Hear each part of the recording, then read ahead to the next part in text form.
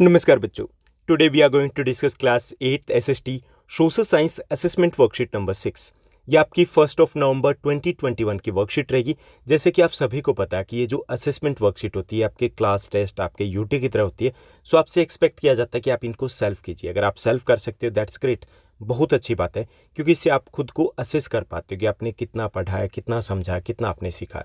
अगर आप सेल्फ नहीं करना चाहते या नहीं कर सकते, दोनों ही सिचुएशन में एटलीस्ट आपको ट्राई ज़रूर करना है, क्योंकि ट्राई करोगे तो भी आपको आइडिया ज़रूर लगेगा कि आप कहाँ पर हो, कितनी आपने प्रोग्रेस किया।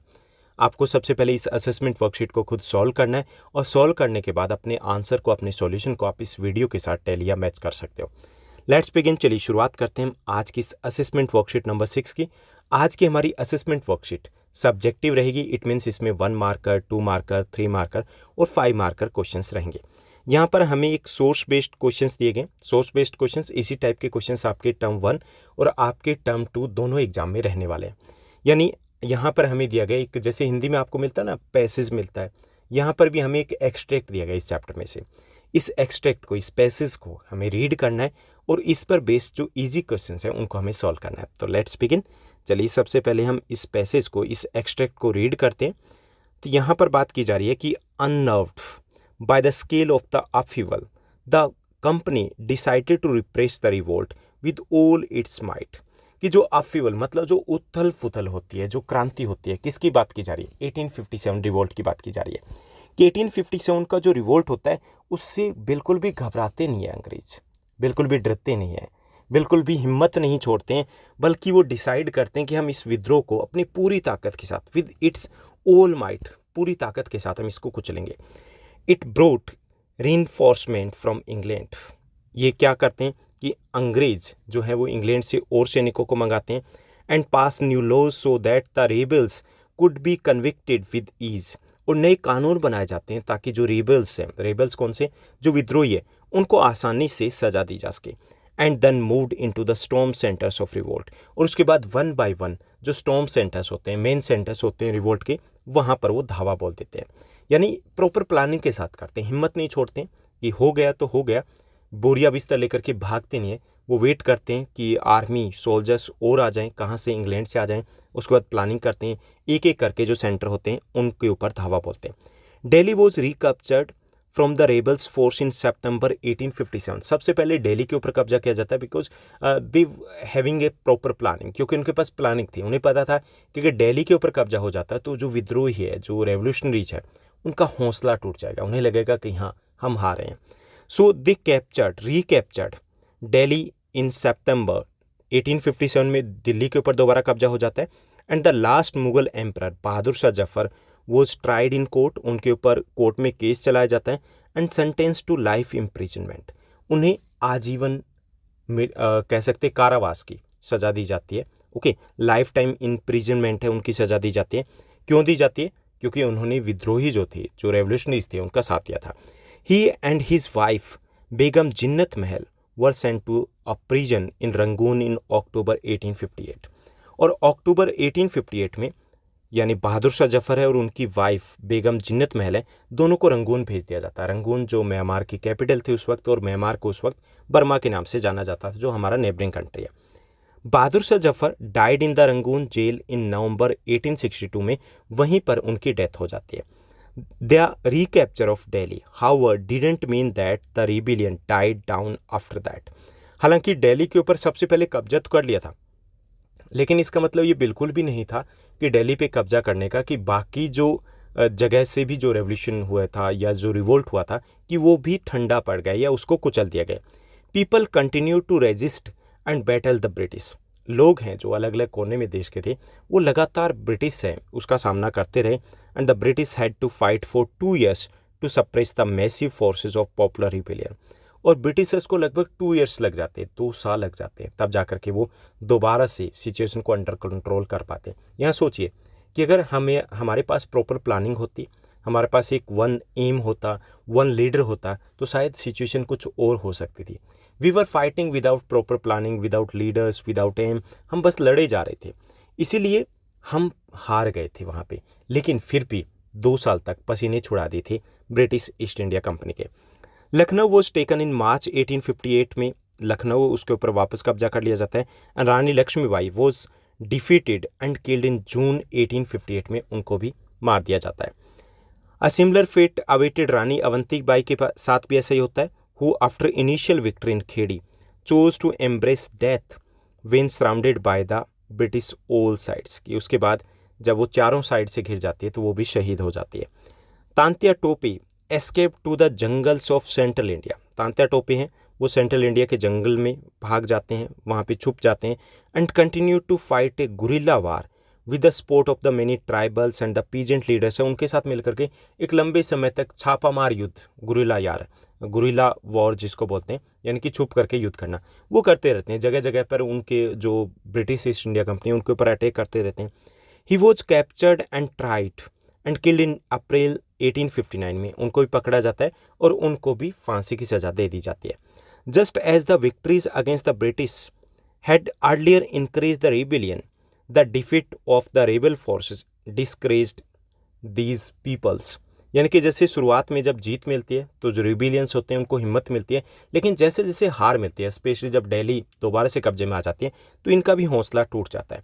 The British also tried their best to win back the loyalty of the people, और उसके साथ साथ जो ब्रिटिश ईस्ट इंडिया कंपनी है वो भी लोगों की लॉयल्टी को जीतने के लिए अपना पूरा जोर लगा देती है। जैसे जिन्होंने उनको साथ दिया था उनको वो अवार्ड देते हैं, उनको सम्मानित करते हैं, उनका साथ देते हैं और बहुत सारी और पॉलिसीज़ को अडॉप्ट करते हैं ताकि लोगों को लगे कि हम उतने, यानी कि ब्रिटिश ईस्ट इंडिया कंपनी वो उतनी भी बुरी नहीं है जितना कि उनको बताया जा रहा है। ओके, तो ये था हमारा आज का एक्सट्रैक्ट। अब इसी पर बेस्ड है कुछ इजी क्वेश्चंस जिनको हमें सॉल्व करना है। चलिए देखते हैं फर्स्ट क्वेश्चन को। पहला हमारा क्वेश्चन है, where was Bahadur Shah Zafar exiled after arrest, arrest करने के बाद उनको कहाँ पर भेजा जाता है, कहाँ पे निर्वासित किया जाता है। ओके, एग्जाइल्ड का मतलब होता है वैसे देश निकाला देना, तो कहाँ पर उनको भेजा जाता है ये हमें बताना है। फर्स्ट है अंडमान में, सेकंड है रंगून, थर्ड है London and fourth one is the Singapore. तो इसमें करेक्ट जो आपका आंसर रहेगा वो रहेगा बी, रंगून उनको भेजा जाता है। सेकंड क्वेश्चन है, who among the following continue to fight guerrilla war with the support of the tribals and the peasants, इनमें से कौन गुरिल्ला वार को कंटिन्यू रखते हैं, पीजेंट्स और ट्राइबल लोग हैं उनकी हेल्प से। फर्स्ट है Rani Lakshmibai, second Bahadur Shah Zafar, third option है आपका Rani Avantibai and fourth option is Tantya Tope. तो इसमें करेक्ट आपका आंसर हो जाएगा डी, तांत्या टोपे है वो एक लंबे समय तक गुरिल्ला वार है वो कंटिन्यू रखते हैं। थर्ड आपका क्वेश्चन है, why was Bahadur Shah Zafar tried in the court, court में मुकदमा चलाया जाता है, केस चलाया जाता है बहादुर शाह जफर के ऊपर, क्यों। फर्स्ट है because of being Mughal ruler, क्योंकि वो मुगल रूलर थे इसलिए। Second due to support given to the rebels of 1857 के विद्रोहियों का उन्होंने साथ दिया था इसलिए। थर्ड फॉर सपोर्टिंग ब्रिटिशर्स को सपोर्ट किया था इसलिए। And D none of these. तो इसमें करेक्ट आपका आंसर बी रहेगा, due to support given to the rebels of 1857 के विद्रोहियों का साथ दिया था इसलिए उनके ऊपर केस चलाया जाता है। फोर्थ वन है, who was the last Mughal ruler, जो लास्ट मुगल एम्परर या रूलर कौन थी ये हमें बताना है। फर्स्ट है औरंगजेब, सेकंड ऑप्शन है बाबर, थर्ड ऑप्शन है हमारा बहादुर शाह जफर एंड फोर्थ है अकबर। तो इसमें करेक्ट जो आपका आंसर रहेगा वो सी रहेगा, Bahadur Shah Zafar was the last Mughal emperor. एक बार फिर से देखिए फर्स्ट फोर क्वेश्चन के आंसर। फर्स्ट जो है उसका करेक्ट आंसर आपका बी रहेगा रंगून। सेकंड जो क्वेश्चन है उसका करेक्ट आंसर डी रहेगा, तांत्या टोपे जो लंबे समय तक गुरिल्ला वार को कंटिन्यू करते हैं।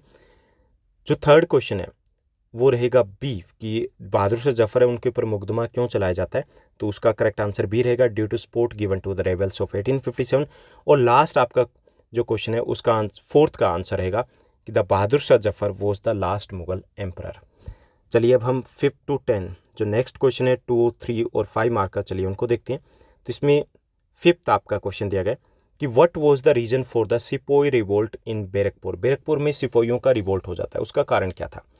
Rumors spread among the soldiers in Barekpur that the new Enfield rifles will use the fate cartridge covered with the fate of cows and the pigs, कि जो बैरकपुर में सैनिक होते हैं उनमें रूमर्स फैल जाते हैं, रूमर्स समझते हो ना, अफवाहें फैल जाती है कि न्यू जो एनफील्ड राइफल्स उनको दी जा रही है उसमें फेट कार्ट्रिज, चर्बी वाले कारतूस है वो प्रयोग में लाए जाएंगे, ठीक, और उनके ऊपर fat of cows and pigs, गाय और सुअर की चर्बी लगी होगी, and that will have to be peeled off, और उनको मुंह से छीलना होगा।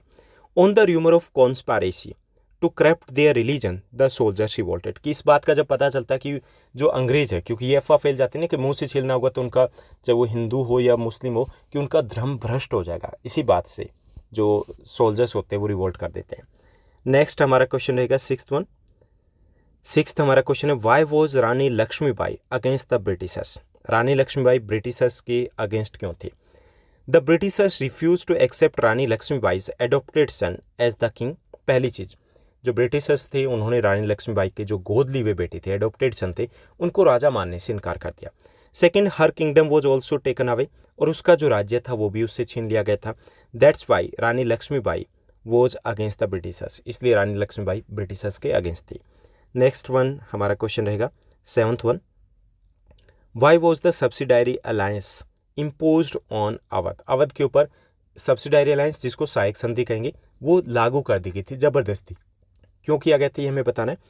The subsidiary alliance was imposed by accusing Awadh of misgovernance, कि आरोप लगाया गया था कि यहाँ पर मिस मैनेजमेंट हो रहा है, मिस गवर्नेंस हो रही है, कुशासन, आपसे शासन नहीं चल रहा, ये आरोप लगाया और वहाँ पर सब्सिडायरी अलायंस को थोप दिया जाता है।